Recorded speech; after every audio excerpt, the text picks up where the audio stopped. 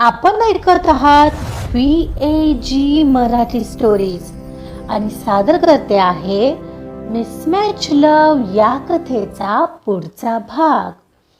पुढचा भाग सुरू करण्याआधी प्लीज माझ्या चॅनलला सबस्क्राईब करून घ्या आणि आधीचे पाठ ऐकले असल्याची खात्री करून घ्या. चला सुरुवात करतेय मिसमॅच लव्ह भाग 45.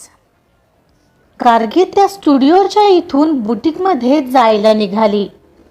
दुपारचं ऊन हा म्हणून होतं, पण तिचं मन मात्र सुन्न होतं. रस्त्यावरचा तो गाड्यांचा गोंगाट, लोकांची धावपळ, तिला सगळं काही एखाद्या सायलेंट मूव्हीसारखं वाटत होतं. तिने एक रिक्षा थांबवली. चंदननगर रोड, तिघे कॉर्नर. तिचा आवाज दबलेला पण जड होता. रिक्षा सुरू झाली तशी वाऱ्याची एक झुळूक तिच्या विस्कटलेल्या केसांशी खेळू लागली. पण गार्गीचं मन मात्र त्या रिकाम्या स्टुडिओमध्येच अडकलं होतं.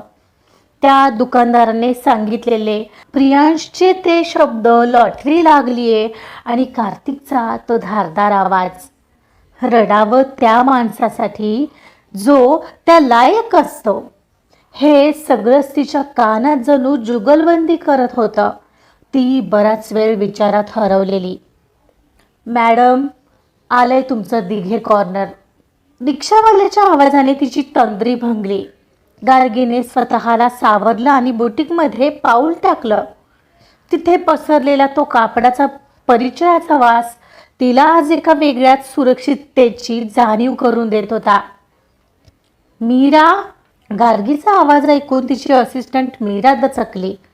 आता आपल्याला थांबायला वेळ नाहीये.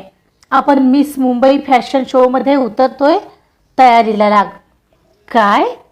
खरंच? Madam, all the best. मीराच्या चेहऱ्यावरचा आनंद गार्गीला नवी उर्मी देऊन गेला. गार्गी तडक जाऊन आरशासमोर उभी राहिली. कार्तिक खरंच बोलला होता. तिचे डोळे रात्री नीट झोप न झाल्याने आणि रडून रडून पार सुजले होते. तिने चिडून बेसिनपाशी जाऊन चेहऱ्यावर थंड पाण्याचे हबके मारले. आता बस झालं रडणं, आता फक्त काम करायचं, तिने स्वतःला बजावलं. तिने जागेवर येत आपला डेस्कटॉप सुरू केला.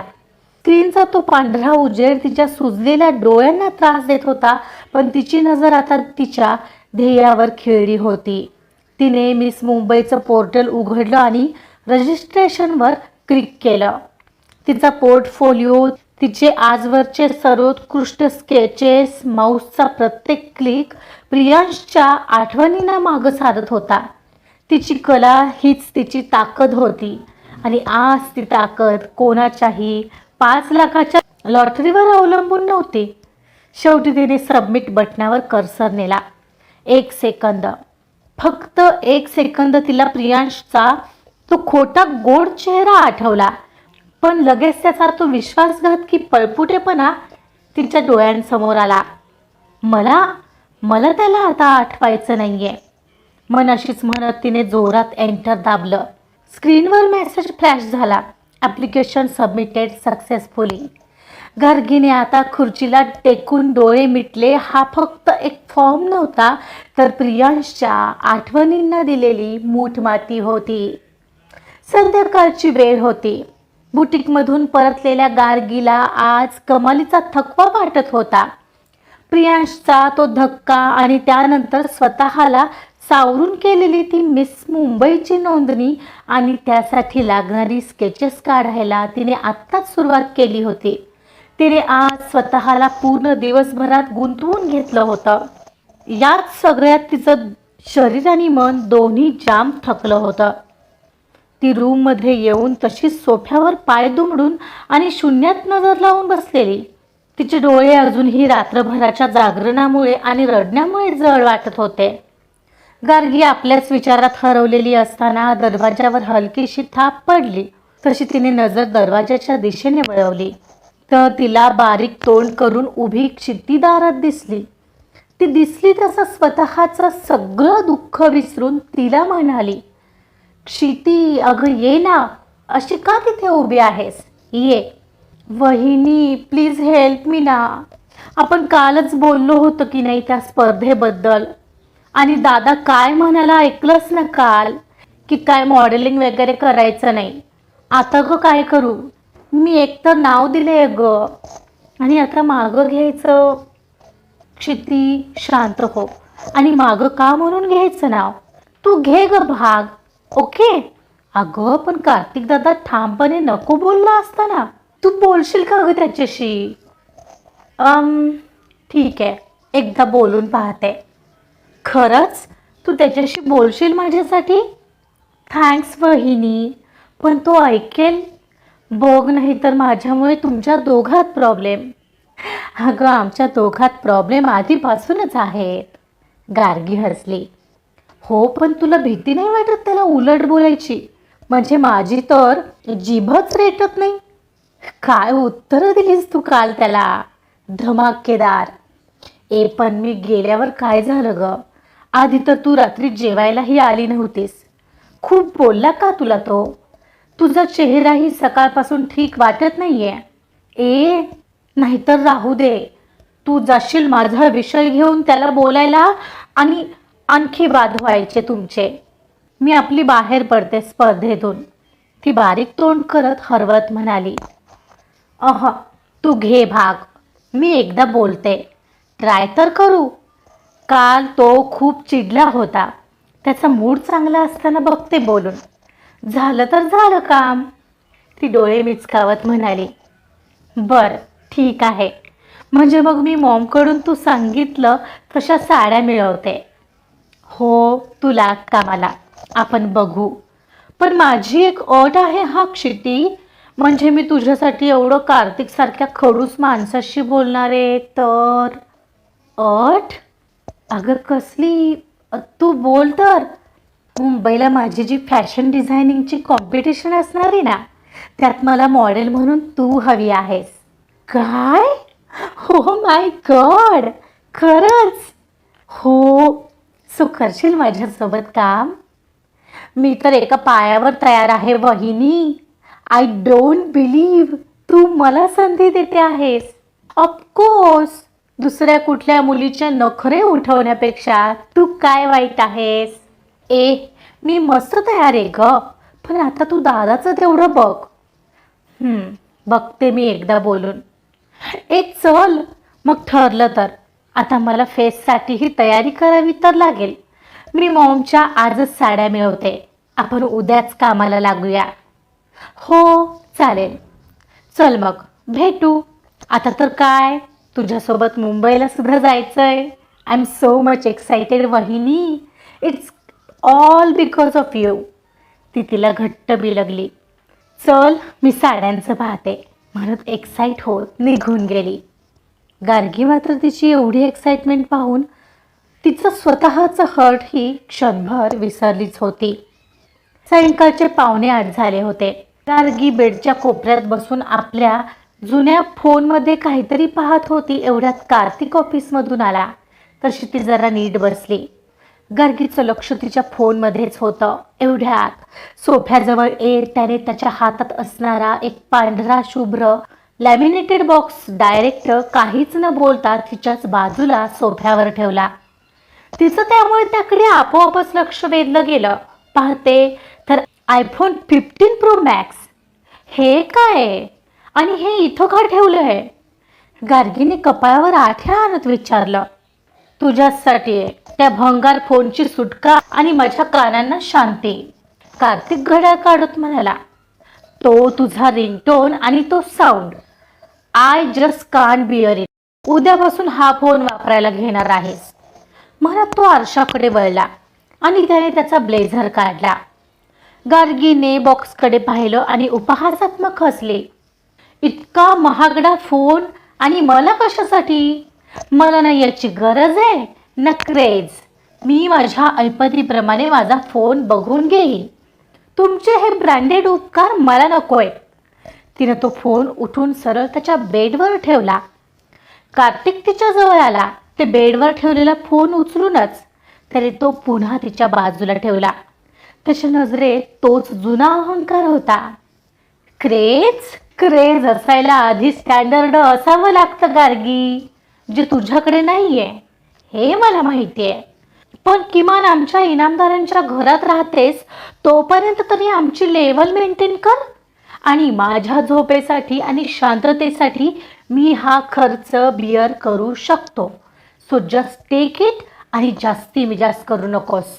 आणि जर मी हा नाही घेतला तर, गार्गीने त्याला चॅलेंज केलं, तर मी तुझा तो जुना डब्बा कचऱ्याच्या डब्यात टाकेन, कळलं ना? सो मला चॅलेंज करू नको, कारण तो जुना फोन या माझ्या रूममध्ये वाजता कामा नये. कार्तिक ठणकावून म्हणाला, तुझा वरचा स्क्रू काही ढिलाय का रे? काय जबरदस्ती आहे? नकोय मला फोन तरीही जबरदस्तीने देत आहेस? तुमच्या इनामदारांच्या घरात काय तुम्हाला फक्त स्वतःच खरं करायची सवय आहे का? हो आहे. काय करणार आहेस? गार्गीने रागाने दीर्घ सुस्कारा सोडला आणि क्षणभर गप्प बसली. तिला अजिबात आवडली नव्हती कार्तिकची ही जबरदस्ती. एवढ्यात तिच्या डोक्यात एक जबरदस्त कल्पना चमकली. ओ, असं करता येईल. कार्तिक आता बाथरूममध्ये फ्रेश होण्यासाठी निघाला होता. तो टॉवेल हातात घेऊन वळलाच होता. एवढ्यात तिनं तो फोन हातात घेतला आणि एकदम उठत म्हणाली, मिस्टर कार्तिक, मला खरंच इंटरेस्ट नाही आहे अशा फोनमध्ये. तरीही ठीक आहे, मी विचार करेन हा फोन घेण्याचा, फक्त तुझं स्टँडर्ड मेंटेन करण्यासाठी. पण माझी यासाठी एक अट आहे जी तुला मान्य करावी लागेल, तरच मी हा घेईन. कार्तिक आता तिच्याकडे पाहत म्हणाला, अरे अट? तुला वाटते तू माझ्याशी बार्गेनिंग करण्याच्या स्थितीत आहेस? हो, कारण हा फोन घेणं माझ्यासाठी तडजोड आहे. पण तुला मात्र तुझा क्लास जपायचा आहे. So deal.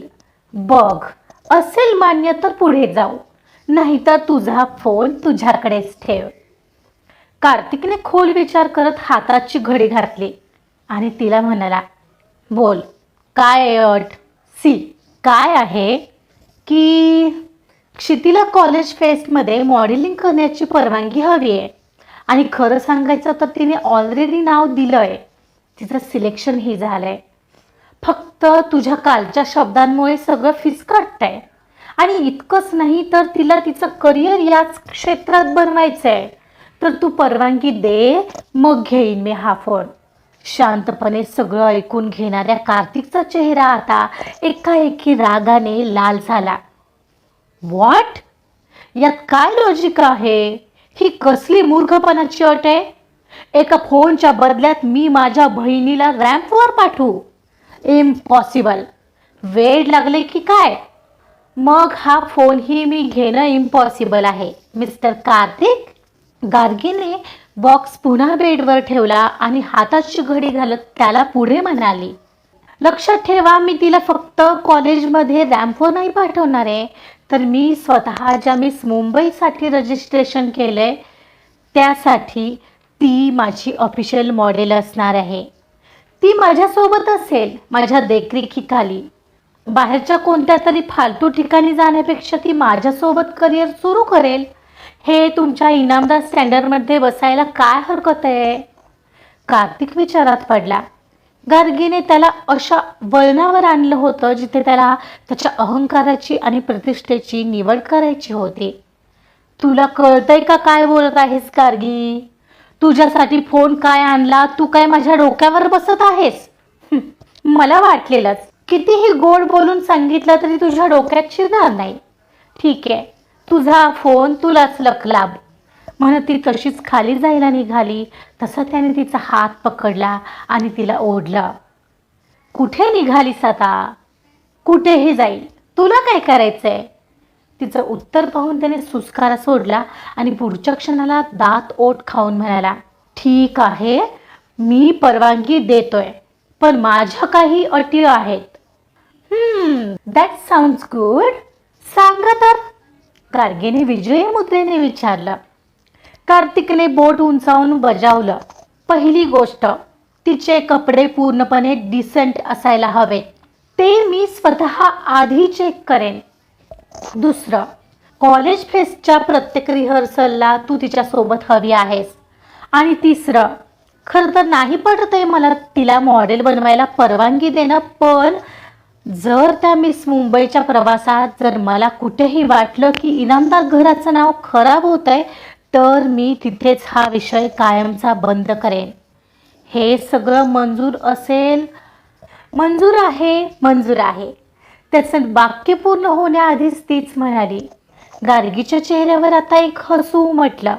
तिने बॉक्स उचलला आणि म्हणाली, शेवटी कळलं म्हणायचं की कधी कधी तडजोड करणं स्टँडर्डपेक्षा मोठं असतं. म्हणत ती स्मित करत फोन घेऊन बाजूला गेली. कार्तिक मात्र काहीच न बोलता पटकन बाथरूममध्ये निघून आला. पण तिच्यासाठी आणलेला फोन तिने घ्यावा ही त्याची प्रामाणिक इच्छा होती. आणि त्यासाठी ही तडजोड करताना तिच्या चेहऱ्यावर आलेलं हसू पाहून तो मनातून समाधानी झालेला. दुसऱ्या दिवशी सकाळी गार्गीने आवरलं आणि ती डायनिंग टेबलकडे जाण्यासाठी रूम बाहेर पडली. ती पायऱ्यांच्या दिशेने जात असताना समोरून क्षिती धावत आली. क्षितीने तिला गाठलं आणि जरा कोपऱ्यात ओढलं. आजूबाजूला कोणी नाही याची खात्री करत तिने दबक्या आवाजात विचारलं, वहिनी, वहिनी काय झालं? काल रात्री बोललीस का दादाशी? त्याने दिली का परवानगी?